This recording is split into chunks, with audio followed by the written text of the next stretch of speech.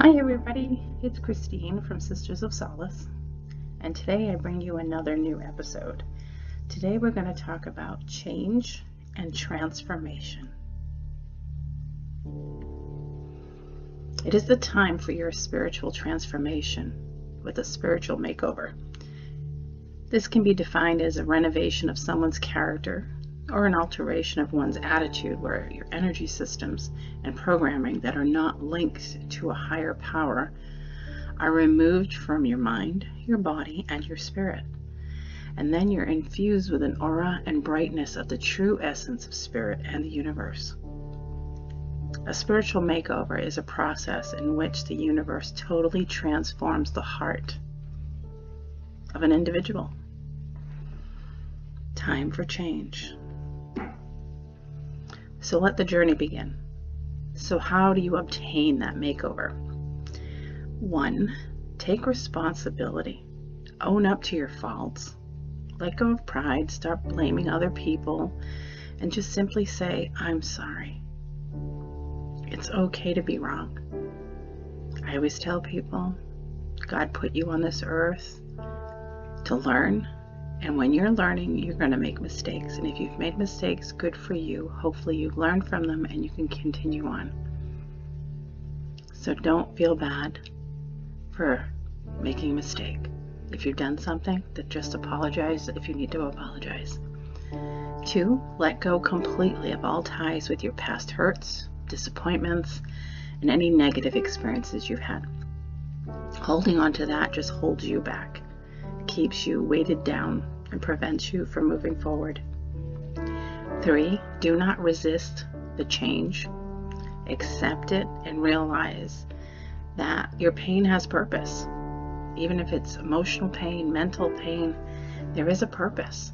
It truly is. And nobody likes to go through pain, but I always look at it as think if you had to go for a surgery to save your life. And after the surgery, you're in a lot of pain, discomfort, but it's temporary, because as days go by and the more you work on your healing, the more you let go of the pain and you become healthier, healed, and happy. 4, seek forgiveness for yourself and forgive others. Forgiveness is the key to the doorway to your freedom and your inner peace. Forgiveness for self is huge. Many times we do, living in the past, we blame ourselves for mistakes. We blame ourselves for people we've chosen to be with in our lives. Why did I do that? That was stupid. I'm such a dummy. Why did I go with that person? Why did I choose that job? Why? Let it go. Forgiveness is about letting it go so you can move forward. 5, take time to be alone and allow the universe to transform you. 6, meditate daily. And I've talked about this in my other podcasts. Meditation doesn't have to be huge. It can be 5 or 10 minutes a day and work your way up to more minutes. But just sit quietly, just be. And if your mind is racing, well, let's bring it somewhere else. Imagine yourself on a beautiful island, or walking through the woods, or swimming in the ocean, whatever you can do. But take time to meditate every day. 7, set your mind on the things listed above that we just talked about, and not drama.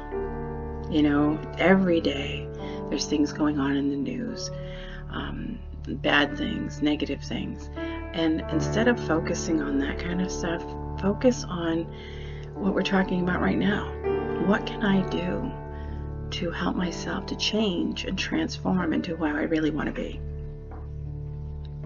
And number 8, remember everything happens for a reason. So stop blaming yourself and thinking that you're bad luck or you're the reason why something wrong happened. That's not the case. When things are going wrong, it's the universe, your higher power, trying to push you in the right direction. So go with it. Number 9, never let the sun go down on your wrath. When you get angry, cool off, reconcile all your differences. Being angry is an awful feeling, and I get angry just like the next person, but I no longer hold on to that anger. It's there, I process it, I feel it, and I let it go. It is a process to learn that. So I just ask you to be patient with yourself as you do. Number 10, life is no bed of roses. And some days you'll be up, other days you're going to be down. So stop thinking that you should be happy all the time. You know, it'd be nice to be happy all the time, but that's just too perfect. We have emotions. We need to feel all of them. So allow yourself to have your low days and your high days and the days in between. 11, get rid of that feeling that you don't belong. Instead, embrace your special and uniqueness. Relax and just be you. You know, I one time said to someone, I said, I don't know, I guess I'm just weird. And she said, you're not weird. You are unique. And I just took that in, and it made my heart so happy. I said, you know what? You're right. Weird is a strange word. It's a funny word, and we always use it. But it's true. We are all individual, unique people. So accept yourself for your uniqueness. You are special. Number 12, don't rush things and stop thinking you should be further along in life or that you're not where you're supposed to be. It doesn't work that way. Take every day as it comes. It's not a race. All you need to do is fulfill your needs for the day. And you're never going to be in the same place as everyone else because we are all different. 13, strengthen your values, your self-esteem, and embrace the fact that trials did not come to destroy you, but to bring about personal growth and self-development. And a lot of times that's what we don't see. It's like, why does the universe keep throwing things in my way? Why does the universe keep tripping me up? That's not the case. Remember, you fall down 8 times, you stand up 8 times. You're here to learn. You go with the ups and you go with the downs. But in the long run, you're going to be a stronger, more confident, beautiful person. 14, learn how to quiet your fears so that you can increase your internal voice of faith and trust. This helps you to build better coping mechanisms. You know, we all have fear. It's one of our emotions. But I always say, remember, if you're fearful in that moment, think to yourself, can I change it? Can I fix it? If not, I need to push it aside. Feel it, and then just leave it to the side. Because fear eventually is not just that emotion, but becomes a negative emotion because people attach themselves to it so wholeheartedly.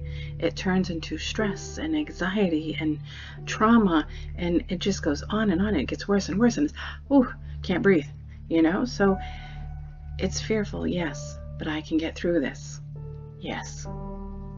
So do your best. So here's some signs to let you know that you're going through a spiritual transformation. First, things start to crumble. And I have had this happen in my life where things seem to be falling apart and I'm going, oh no, what's going on? Depending on the size of your transformation, it's very likely that some part of you and your life needs to be released in order to facilitate the transformation process. So if you feel that your life is crumbling around you and you've experienced continued loss in some way, usually this is a clear sign that you're getting ready to undergo some type of transformation. I know crumbling sounds negative, but really whatever is being crumbled away from you and from your life is likely to no longer serve your highest good or your needs. And it needs to be updated in order to support your new journey. So if things start crumbling, go with it. You'll get through it. I promise. Number 2, you feel the desire to be alone. Just like the caterpillar that spends its days in a cocoon all alone. When you're beginning your transformation, your desire to be alone becomes apparent. And this is because transformation brings a renewal process. And during this time, you're trying to figure out who you are, what you're going to do, what you're going to become. You may start questioning your life and the way of thinking and everything in between. And this can cause an overwhelming feeling which can be amplified when surrounded by others. Because you're in the dark, all of your thought processes are likely to bring you into a withdrawn state, causing you to really go within. And during this process, there is a deeper questioning as to who you really are, and an exploration into all the things that make you, you.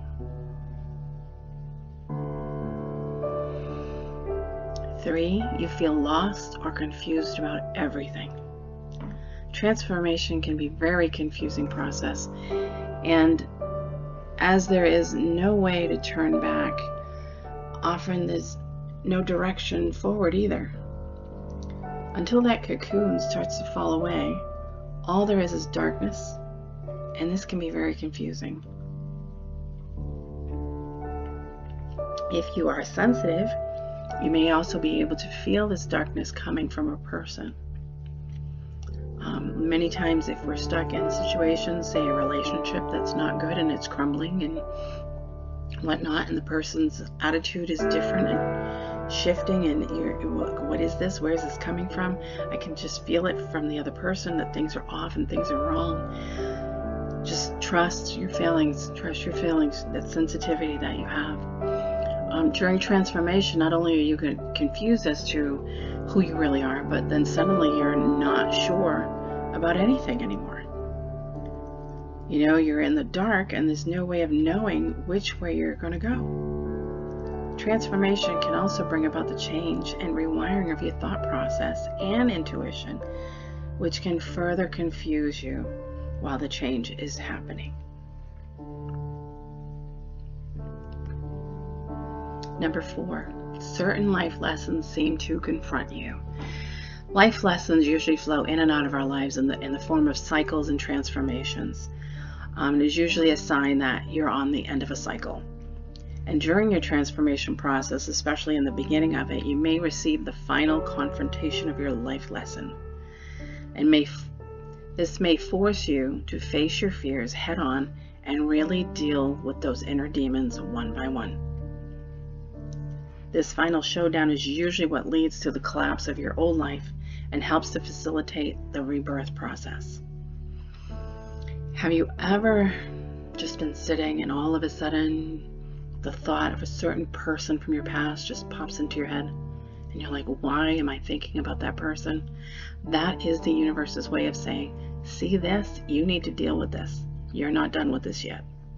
And I know lots of times people have told me, oh, but I've let go and I've, cut the cords and I've moved forward. If it's coming up, there's still pieces of it you haven't let go.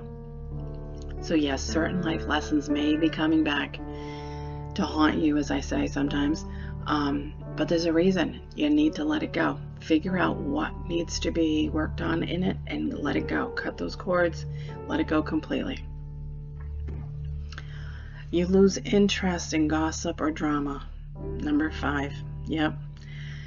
I know myself as I have progressed over the years in my spiritual self.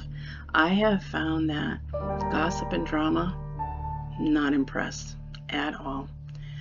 Even the news, it's like, ooh, this happened and that happened and blah, blah, blah. And it's like, I don't care. None of it really connects with me anymore. If I do happen to look at the news, it's usually just to get up on a specific world event that really needs attention, such as the timing of this podcast.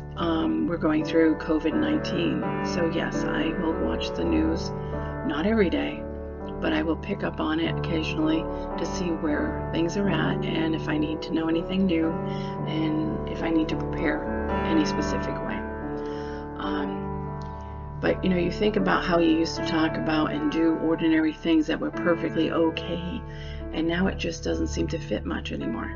It may even become repulsive. You'd rather read a book or go watch a good documentary or movie instead of partying with people or your friends or chatting about the latest gossip. Not to say that going out with your friends isn't fun, but you find that your friend group may have a lot of judgy kind of gossip going on that you just don't get into anymore. So that's what I'm referring to. The urge to learn and discover more about yourself begins to outweigh the need to fit in with everybody else. Shallow conversations just don't satisfy you anymore.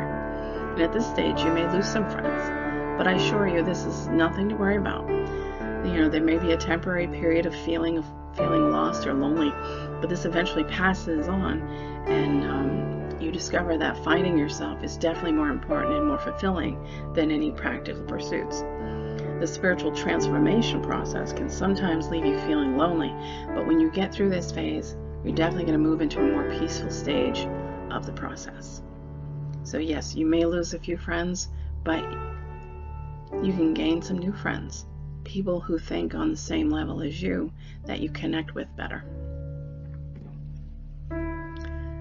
6, you start questioning everything you believe, and you begin looking for a deeper understanding of spiritual concepts. So when we're going through a spiritual transformation, you tend to question the traditional rules and beliefs that you grew up with. For example, one may begin to question their own religious or spiritual beliefs and seek confirmation for better understanding. As you start learning, you begin to see how little you actually know, and more knowledge doesn't actually lead to more knowledge, but rather more questions, which leads to more and more seeking, and it never ends until you eventually realize that the real answers don't come through the mind, but through a spiritual epiphany. So for example, one can read 1,000 books about love, but that doesn't take you any closer to actually experiencing love. Love is a unique and inner feeling, and it cannot be fully explained, facilitated, or experienced by the mind.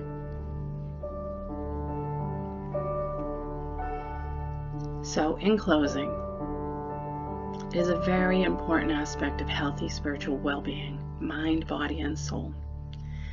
You also need to have a healthy mind. This includes all of your daily thoughts, your attitude towards life, your responsiveness to the situation and the circumstances that you face every day. So it is true that having a positive mental attitude may not solve every problem, but that we may encounter things in a different way. Research has shown that the more positive thoughts that you have, the greater your prospect in life will become, and the more pleasant and peaceful the experience of working through those problems will be. So do your best. Focus on what we talked about today. Start the change, start the transformation, and find out who you are from the inside versus the outside. So as usual, from my heart to yours, an attitude of gratitude. Thank you so much for listening, and I look forward to talking with you again.